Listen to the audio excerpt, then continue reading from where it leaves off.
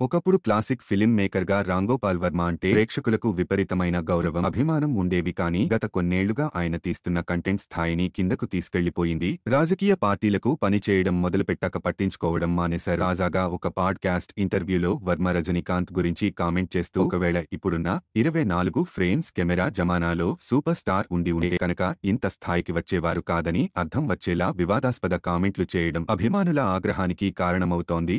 కేవలం స్టైల్తోనే రజనీ స్టార్ అయ్యారని వర్మ సారాంశం. కొంచెం ప్రాక్టికల్ గా ఆలోచిస్తే ఎవరు రైటో అర్థమవుతుంది. రజనీ ఎప్పుడూ కేవలం స్టైల్ మీదే ఆధారపడలేదు. దళపతిలో తల్లి విసిరిపారేసిన అనాథగా పెరిగి రౌడీగా మారాక స్నేహానికి ప్రాణమిచ్చే పాత్రలో ఎవరినీ ఊహించుకోలేం. 6 వయసులో రోబో కోసం చాలా రిస్క్ చేసి గంటల తరబడి ప్రోస్థెటిక్స్ మేకప్ వేసుకోవాల్సిన అవసరం రజనికి లేదు. శ్రీ మంత్రాలయ రాఘవేంద్రస్వామి మీద సినిమా చేసిన ఒకే ఒక్క స్టార్ హీరో తలేవానే. భాషాలో స్తంభానికి కొట్టేసి విలన్ చితకబాదే సీన్లో వర్షానికి తడుస్తూ ఒక్క మాట లేకుండా రజని ఇచ్చిన హావభావాల మీద ఒక పెద్ద విశ్లేషణ రాయొచ్చు.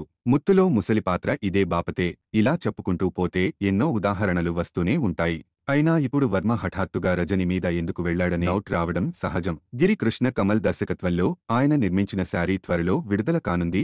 దాని మీదకు దృష్టి వచ్చేలా వర్మ ఈ కాంట్రవర్సీ టాపిక్ తీసుకున్నాడనే అనుమానం జనంలో లేకపోలేదు. అయినా ఎవరూ ఊరికే స్టార్లు అయిపోరు. టాలెంట్తో పాటు కష్టపడే తత్వం ఉంటేనే పబ్లిక్ బ్రహ్మరథం పడుతుంది. అంతే తప్ప బట్టలు స్టైల్ని బట్టి కాదు.